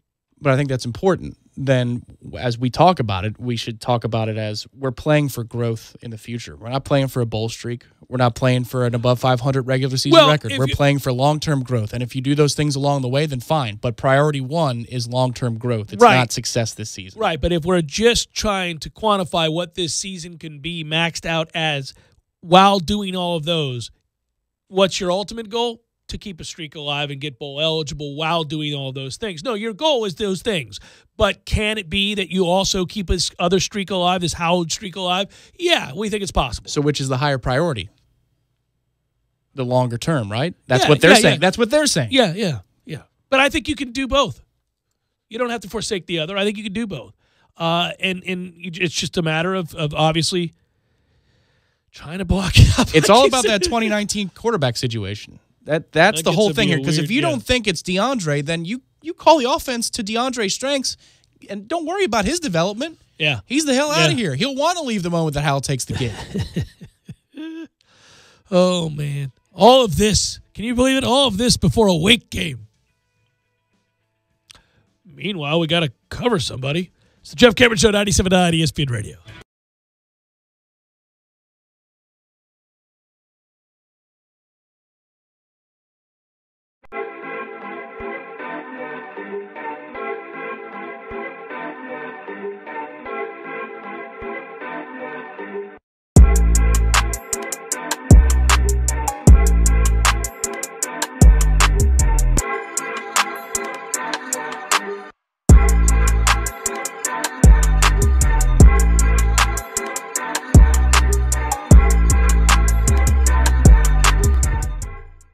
When you're in need of auto repairs, look no further than Nice Tire and Auto Service. Nice has been in business for 16 years with long-term, knowledgeable sales associates. They have the latest wheel balancing machine in the industry. And for passenger vehicles, they service AC, brakes, suspension, tune-ups, and much more. Never sit through a long wait. Nice Tire and Auto has 10 service bays to get you back on the road quickly. If you have tire problems, check out their large inventory with various Goodyear and Michelin tires. Nice Tire and Auto Service, 4792 Bluntstown Highway, 574-4100. Sorry, boys, I did not have time to pack. We got this. It's right here, guys. We got this. I thought I could handle it.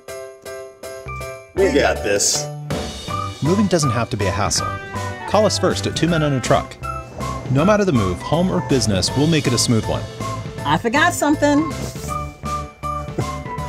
We got this.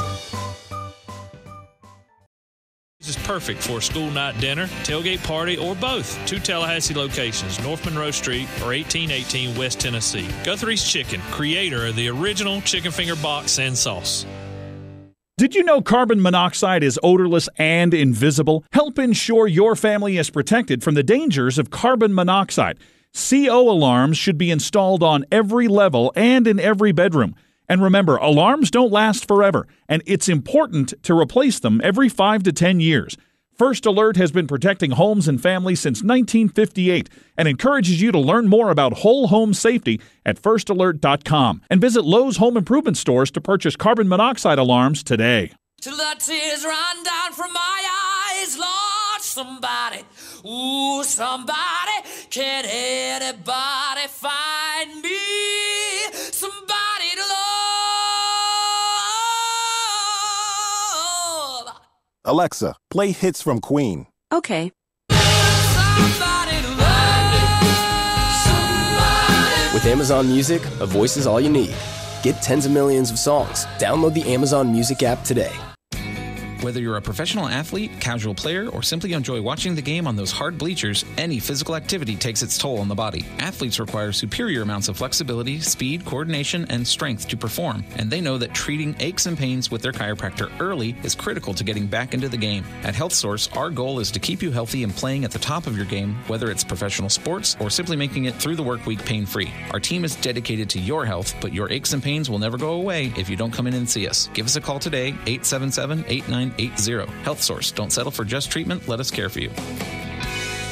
Just like football, when it comes to the court of law, you're going to need a solid defense. I'm Michael D. Blank, attorney with the Law Office of Jose Fernandez in Tallahassee. At the Law Office of Jose Fernandez, there is never an upfront fee, and if we don't recover, then you don't pay anything. Our team is dedicated to handling all types of accident, injury, negligence, malpractice, and wrongful death cases. If you're unable to come to us, we can come to you day or night. Call us now, 855-HOSE-305, for your free consultation today. The Law Office of Jose Fernandez. We don't get paid until you do. Offices, Tallahassee, Miami. JRFinjury.com. Go Knowles. Parker Brothers Roofing says don't play games with your roof. Protect your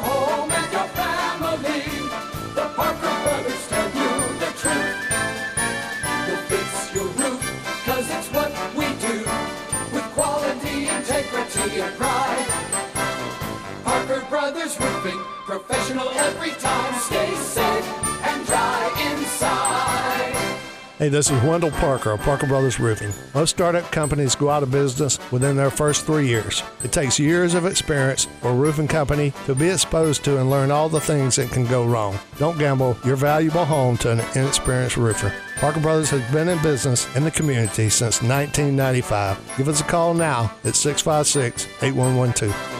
Parker Brothers Roofing, professional every time. Stay safe and dry inside. CGC 042221, CCC 049350. Don't just listen to The Jeff Cameron Show. Watch it live. The Jeff Cameron Show Streamcast. Live weekdays 3 to 6 p.m. Head to ESPNTallahassee.com today to watch live or catch up on demand. The Jeff Cameron Show Streamcast. Brought to you by Nice Tire and Auto, your trusted Goodyear dealer. Nice Tire and Auto, just minutes away from FSU campus. You're locked in with The Jeff Cameron Show on 97.9 ESPN Radio.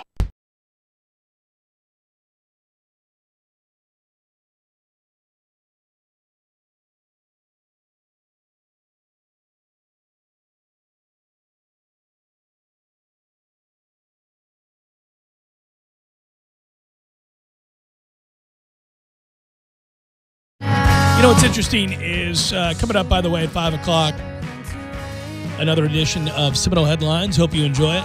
It's a good one. But in doing that show today, it can also, sometimes the kinds of questions we get for that show and then also via our email inbox, jcs at 979espnradio.com, informs a little bit of the talking points in this show. And the most common question for this week, coming off a bye, besides the importance of the weight game and as it pertains to whether or not this team makes a bowl, was about the ACC and the home office and their absurd claim that there wasn't enough evidence to even bother to review it. And by the way, their answer, meaning the play against Miami, their answer was that there was 75 seconds of real time in between that they did review it, not once but twice. And that they viewed, the replay official did, that there was no reason to further review it. So they say they saw it at least twice, and that in doing so, they didn't see enough evidence to change the call on the field from the official that ruled it to be an illegal forward pass. Can you think of anything more absurd? With the inane things that they review on a regular basis, to look at that play and the importance of that play in the scheme of that game and where it was, time, all that stuff, the result of that play, and to decide, I really don't see anything there. It seems like a legit call to me. Really? You just thought by looking at that replay you could tell without a shadow of a doubt that clearly that call was the right call, that there's nothing to look at again. We don't need to slow things down and take yet another look. We're good. I'd be mad if it wasn't so believable. That's completely believable. That they said that? Yes. Yes. Yeah. Well, and if you look at where that side judge is standing, he could not have known. He's not in a position to see whether that was forward or backwards. So he threw that flag on a hunch. That's the only thing I can think of. He threw that flag on a hunch. He doesn't know. He can't know. Where he is, he's not down the line. He has no way of knowing. No way of knowing.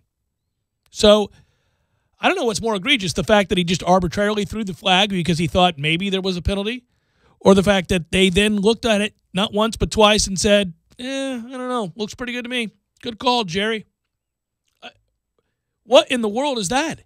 Have we still not gotten an answer? I've tried as best I could to get Mike Pereira and this freaking guy. He's ducking me on Twitter, Jeff. He's ducking me. Yes, he is. But do we know for a fact that Willie could not call a timeout to challenge the play? Is that has that factually been confirmed by the ACC, by somebody who's an official? Their answer was you cannot challenge a penalty.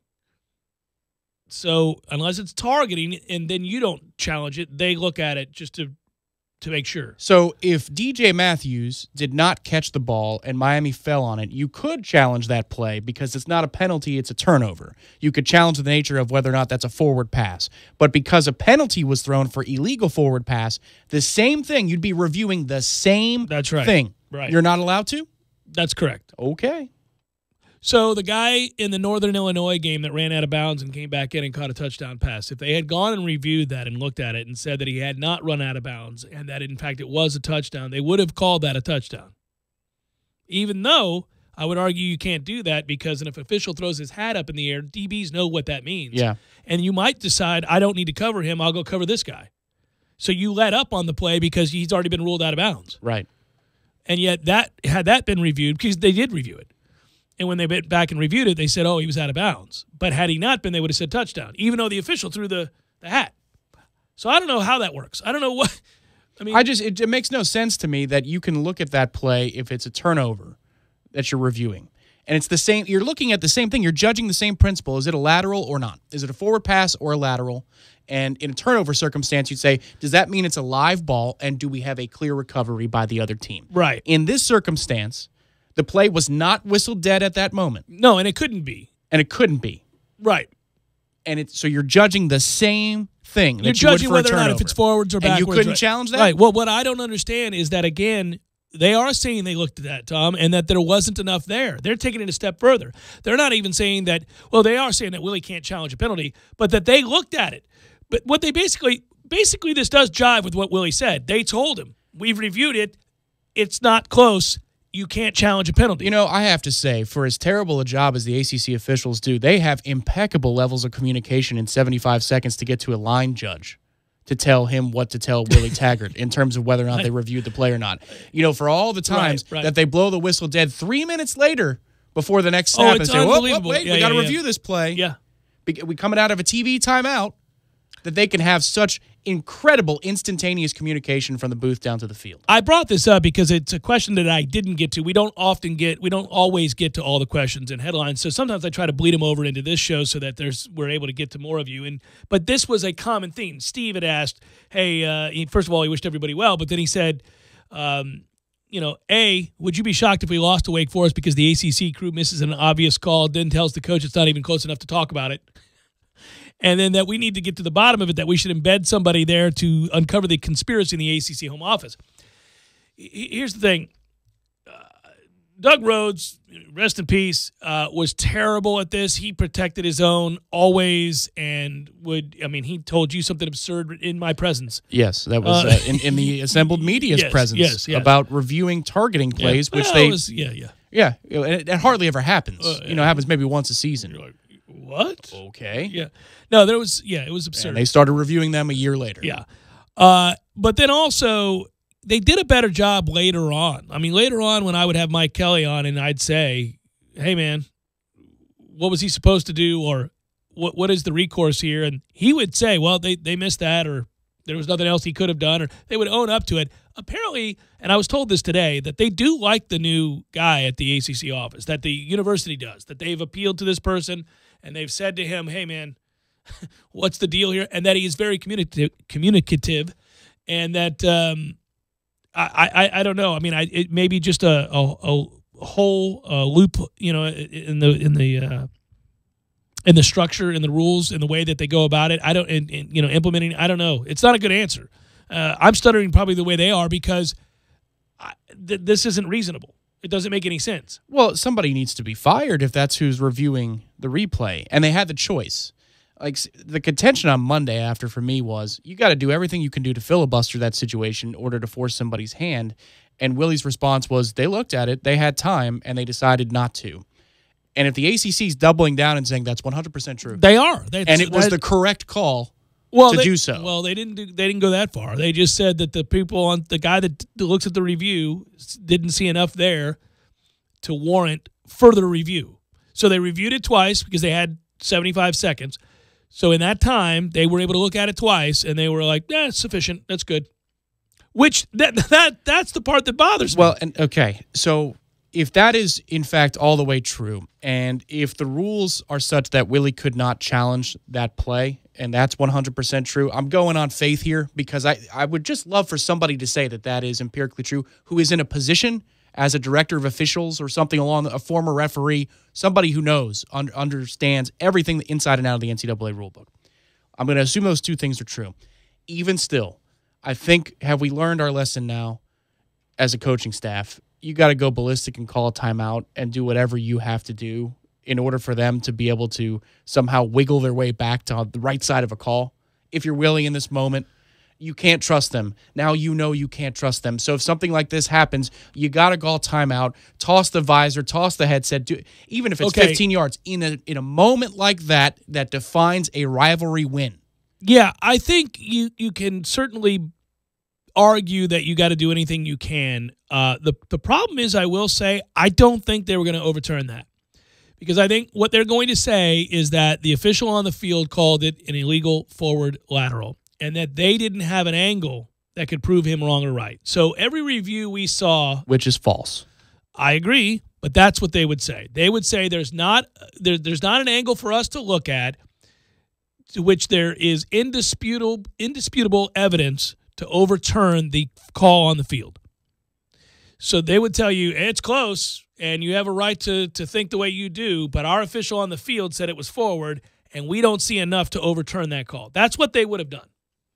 I mean, I almost am certain that's what they would have done. I would feel much better about that if we did take the extra 4 minutes to go through that exercise. But I guess, but again, the feeling that you didn't do everything in your power to make something happen. If it's the first quarter, dude, I'm off that topic. I'm off that soapbox. But it's the fourth quarter and it's the end of the game, and we all know it in that moment. To go up 2 scores, short of turning it over again inside our own 30-yard line, we're in business, man. We're going to win that football game.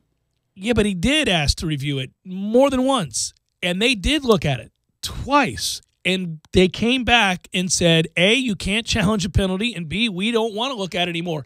They said, no, we're done. We're done. But there is a difference between saying, hey, you guys are going to look at that, and calling a timeout for the purpose of actually formally challenging the play. Even if they tell you can't do it. Yeah, but you can't do it. You can't formally challenge it. He could not have said, I'm challenging that play. He could have called timeout, and they'd have been, all right. But how many times have we seen over the years in both pros and college a referee address the press saying this is not a challengeable play after the coach approaches them to formally challenge a play, and they say you can't do it? Right. But because he can't you're making a show of something here, and that's what good coaches do. You wanted to make a public display. I get it. You wanted him to lose his mind.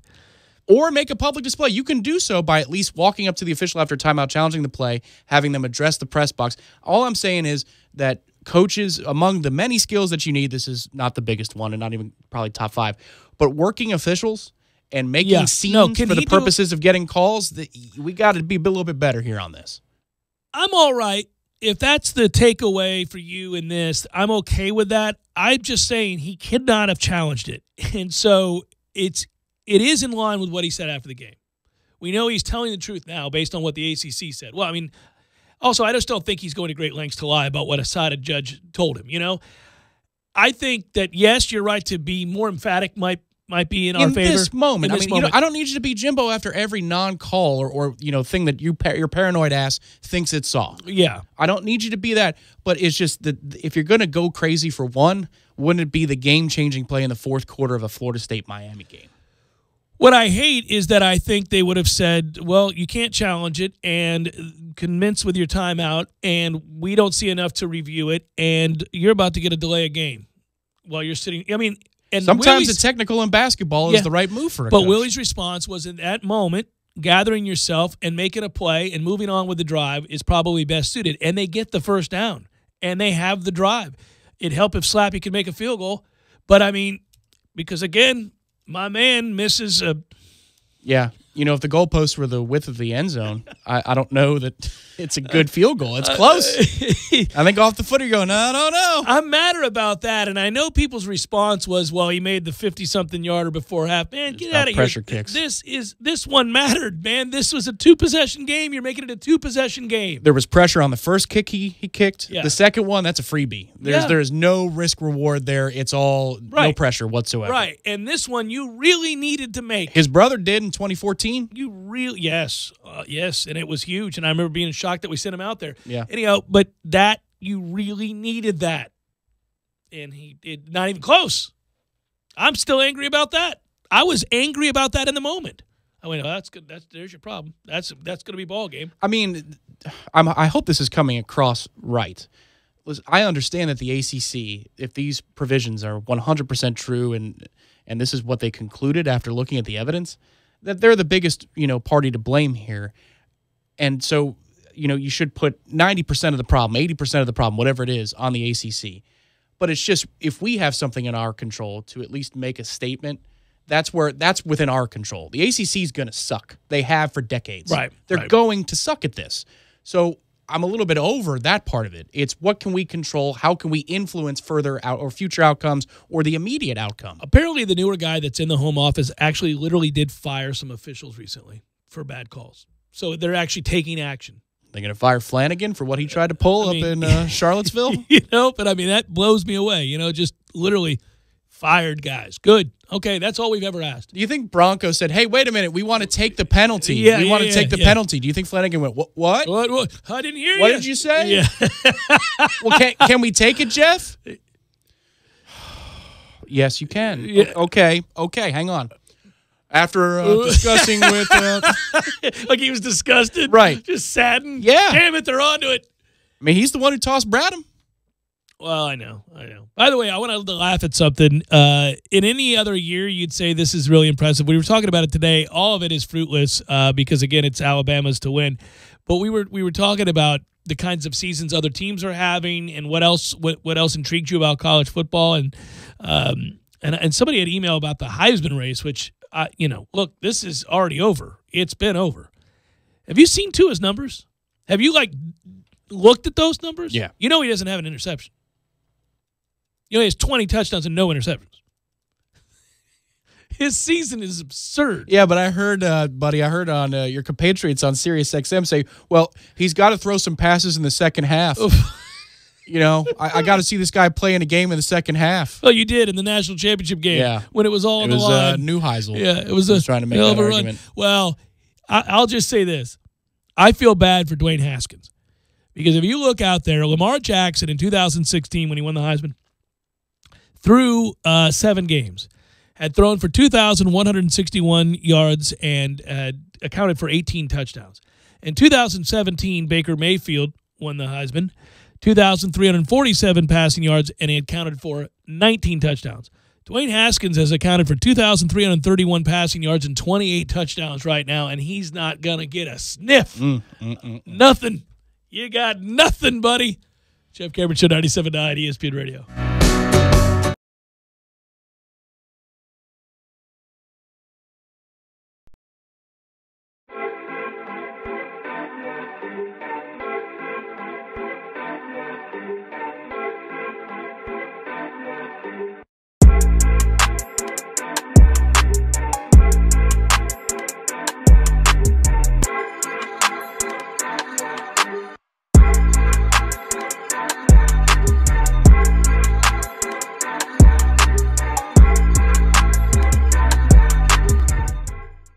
When you're in need of auto repairs, look no further than Nice Tire and Auto Service. Nice has been in business for 16 years with long-term, knowledgeable sales associates. They have the latest wheel balancing machine in the industry. And for passenger vehicles, they service AC, brakes, suspension, tune-ups, and much more. Never sit through a long wait. Nice Tire and Auto has 10 service bays to get you back on the road quickly. If you have tire problems, check out their large inventory with various Goodyear and Michelin tires. Nice Tire and Auto Service, 4792 Bluntstown Highway, 574-4100. Sorry, boys, I did not have time to pack. We got this. It's right here, guys. We got this. I thought I could handle it. We got this. Moving doesn't have to be a hassle. Call us first at 2 Men and a Truck. No matter the move, home or business, we'll make it a smooth one. I forgot something. We got this. A brushless recip saw, circular saw, half-inch impact drill, or a Bluetooth radio. Get rid of the gas with the Makita Outdoor Power Equipment. Buy a brushless chainsaw or blower kit and receive 4 5-amp-hour batteries and a dual bay chamber. Cornerstone Tool and Fastener with 2 locations to choose from, 1110 Stuckey Ave and 3269 Crawfordville Highway. Tallahassee location open on Saturdays 8 until noon. Working on the car, huh? Yeah, it's been stalling. It could be friction from your floor mats. No. Oil change too? Better change your oil fuses. Nice try. Hand me that Purolator Boss filter. Wow. Protects up to 15,000 miles? Right. Nothing gets by Purolator. Or me. Great. Now let's demagnetize those floor mats. This is sad now. Now get a Purolator Boss premium oil filter and 5 quarts of synthetic oils for $32.99 at Advance Auto Parts. See store for details.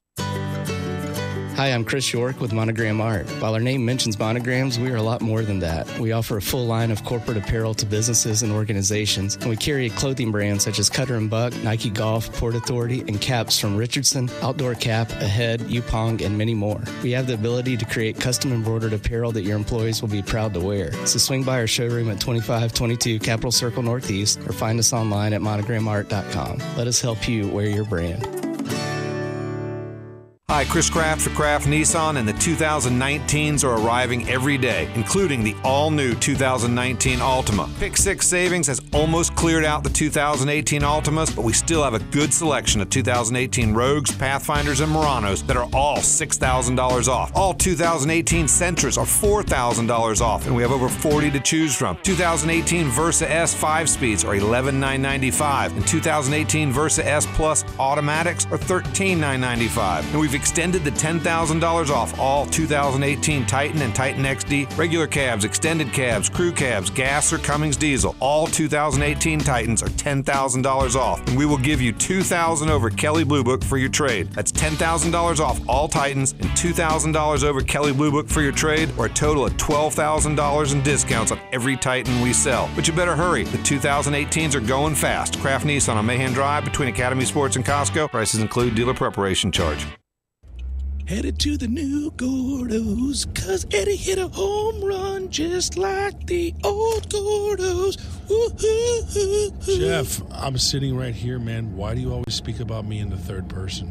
Loving the new Gordos. You gotta quit singing, man. Got the outside deck. When the weather shifts, I'm gonna sit outside at the new Gordos. Are we ever gonna get there? Can you speed up, please? Lots of TVs. 1460 Market Street. Woohoo! French 1 of the 5, touchdown FSU! Fans, single game tickets are on sale now for all remaining home games, including Wake Forest, Clemson, Boston College, and Florida. Simply click on Seminoles.com or call 888-FSU-NOLE to get yours today. Help create a true home field advantage by being in the stadium, cheering on the Noles. Attend them all or choose from the remaining home games versus Wake Forest, Clemson, Boston College, or Florida. For more information, visit Seminoles.com. Touchdown FSU! Touchdown Florida State!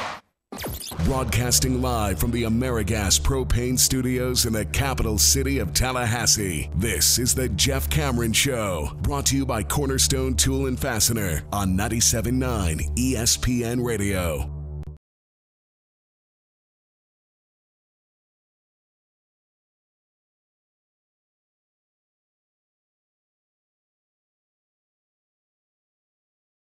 There's nothing to do around here. As mentioned, Seminole headlines coming up. Stay tuned for that. Well, that'll run you 5 to 7. By the way, after that's over, we're going to take you out to Boston, Red Sox and Astros. Or wait, to Houston, actually, right? Yeah, it's in Houston. Yeah, it's in right Houston. now. Sorry about that. Take you out to Houston for Boston and Houston in Game 3 there. Now, obviously, that game started some time ago, so you'll be getting the back end of that. Hopefully, we'll be able to give you the last couple of innings. So when headlines ends, a little playoff baseball. That's been a compelling series. Really, both the National and the American League have been. I've enjoyed it. I did not suspect that last night's Green Bay-San Francisco game would be interesting. It turned out to be a great game, a fun game to watch even. I accidentally tuned in and went, oh, guess I'm stuck. I'm going to watch this. By the way, you know how that ends. It is remarkable, Tom. It's good to know it's not just us. Because in Tampa, I always marvel at our inability in the secondary to understand situations. And you documented it yesterday where, for some reason, we're running back in prevent on 3rd and 10, and they run a tight end out there who turns around at 10.5 yards and catches it. Austin Hooper's got nobody around him. Nobody around him, yeah. I mean, I'm closer to you right now than anybody was to Austin Hooper on that play. So it's pretty nuts. But watching last night, I understand what Aaron Rodgers is and how great he is, and the game-tying touchdown he threw is just typical, ridiculous. I mean, back foot, flippity-doo, over an outstretched hand into the corner of the end zone, perfectly thrown. Yeah, he is who he is. But, boy, if you want to make it easy on somebody who's got no timeouts at the end of a game, yeah, you know what? Give up the sideline repeatedly. What are you doing? It's the only throw you can't allow. Yeah. I watched it 4 throws in a row. How many pounds would Mike McCarthy lose if his meal ticket Aaron Rodgers was not in Green Bay? Oh, my goodness gracious. I feel bad for Aaron Rodgers. They're not going to win anything. They can't stop anybody. No, they're stuck. They're just stuck in third gear as an organization right now. No, that guy wins them enough games to make the playoff. If he gets hurt, they don't. He takes a team that has no business whatsoever being anywhere near the playoffs, into the playoffs. Invariably, they'll run into a team that can actually get some stops occasionally, and you're done. It's over. He'll still throw for 250 or 3 bills and He'll play 3 well. scores. Yeah, but he can't make it all happen himself. It's a team game. Yeah, they need a little bit more in Green Bay of what the Bucs did. In 01, they said enough is enough. Can we win with these Hall of Famers, please? Yeah. We have Hall of Famers. It's going to be a big waste. Brett Favre only won one. That's correct. And Aaron Rodgers right now is on pace to win one. Which is such bull you-know-what, because for 20 years now, going on 30. They've had the best quarterback play in the league or very near it. Right, and they're going to turn in 2 Super Bowls. It's like, so if you wanted just to denigrate a Green Bay fan for being a little uppity, you could say, hey, that's great that you've had such incredible quarterback play, and I hope you really enjoy Hall of Fame induction ceremonies. Because you should have 7 Super Bowls, 8 Super Bowls. The Patriots have one guy. They've had one guy in 40 years. Drew Bledsoe was pretty good in the late 90s, but he wasn't a Hall of Famer like Tom Brady. And they've won 4 of these things, 5 of these things. I was going to say 5, yeah. Forgot about the 5th one. Yeah, Marshawn Lynch and all. Forgive me. He just keeps winning them. I always forget the Seattle one. Well, by the way, you want to talk about the fork in the road effect. What that decision did to Seattle and what allowed for to continue in New England. Oh, I would say if you go back and you listen to that Monday Jeff Cameron show, we discussed that very thing about how they came out of that locker room and the discussions they were having publicly with the media. It was over. They were never going to get along again. It's crazy if you're a Seattle fan to really think that you can boil down the essence of what you now are and will be for the foreseeable future happened in a moment in the biggest game of the season where a fateful decision leads to the demise of a franchise. You're at the pinnacle of the sport. You're on the cusp of being called a dynasty. Yeah. And instead, it all unravels on a play call.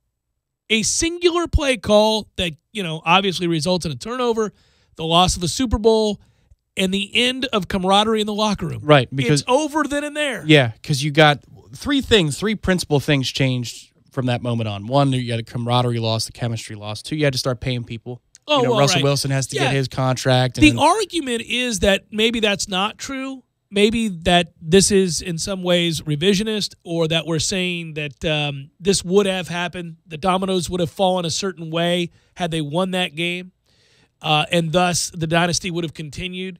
But because it didn't happen, then the rest of this falls apart. When in fact it might have fallen apart anyhow because of what you just said. They would have had to pay. And you've got some big personalities, but I don't think you have the open fighting on the sideline the next season. I agree with that, and I do think that their anger towards their head coach, Pete Carroll, changed everything. The relationships were all shattered. And, Pete's a guy that was beloved because of what he allowed those guys to be. Yeah. Which was themselves. No matter how hippy-dippy it was with Bennett or any of the other guys, right? How militant it was with other guys, how buttoned up it was with Russell Wilson, no matter what it was, how crazy Marshawn Lynch was, it didn't matter. I'm just very disappointed in Russell Wilson's leadership because he said God spoke to him and said this is part of his plan. And so how could that not calm down? Russell? What's happened? Richard Sherman, how can you defeat God's will? By the way, Richard Sherman cannot defeat Father Time. He stinks. Have you? He was awful in the game again the other night. Now, I'll grant you it's Aaron Rodgers, but he's not any good anymore. Yeah. Well, big corners, big guys like that who can be real physical and have just enough speed in the right scheme can get by. Just enough speed in it, yes, in an off-coverage scheme. Yeah. It's not what Jalen Ramsey, old Sassy. Yeah, old Sassy's right up on you. He's playing a little bit different game than Richard Sherman was. Although old Sassy can't be pleased with where they're at right now. But hey, Rondé Barber is a borderline Hall of Famer because right scheme, right time, and he knew exactly what to do within that scheme. If you're an expert in a scheme, that can put you in a situation where you're really good for a long time. He was a hybrid player. Obviously, he ended up creating a lot of pressure on the quarterback. That's why he was the all-time leader for sacks as a corner and did all of that stuff, and then had a certain number of picks because of that coverage. But then there was also a game against San Francisco, Harbaugh's San Francisco 49ers, where it was a T.O., versus Rondé Barber in man coverage. Remember that game? No, you don't want that. I also remember the Carolina game where they just ran right at him over and over again and went, get you some of this, little man. Yeah. What you going to do here? Get run over is what you're going to do. You're talking about toughness, huh? Oh, he got ran over 6 times in that game. I remember going, oh, no. They just kept doing it. They just kept running right at him. I was, just stop doing that. Every play. And you could see him pick himself up, and I was going, somebody. I hope they don't see what I see. Just throw in the damn That's what towel. he's thinking. Yeah. I hope they don't see what I Throw see. in the damn towel, guys. All right, so Big Daddy made his semi-triumphant return last night. I don't know where you put the emphasis on your wager last night, but I told you give the goal and a half, but also take the over. The goal and a half was a good give. The over of 6 did not pay, so we split in last night's wager. Big Daddy comes back at you tonight. Go ahead, cue it up, Tom. Hey, Big Daddy, having some Red Russians tonight? We'll know in about 47 seconds. Into an open wing. It's picked up by Dowdy, an empty net. He scores. Hot damn, Big Daddy's done it again. Red Russians all around, Teddy. All right, Big Daddy.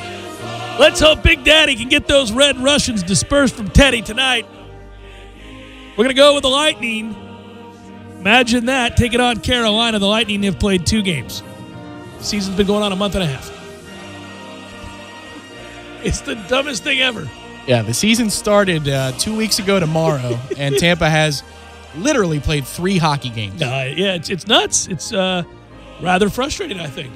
They got an NFL schedule. So we're going to take the Lightning tonight, and we are going to give the goal and a half to Carolina. Come get you some Carolina. Let's go Bolts minus a goal and a half. That's your Red Russian wager of the evening. Room temperature, no ice. Always. We'll have more as the season progresses, believe me, and I can throw a few others your way. But for now, we bring back Big Daddy, Hockey Wagers, final segment of the Jeff Cameron Show. And it's a beautiful thing. I just feel the warmth in my heart, and hopefully I'll taste the Red Russians tonight along with you, friends. Goal and a half. We're giving it to Carolina. Come get you some. Good work, Tom. Good work, Matthew. Seminole Headlines up next. Stay tuned.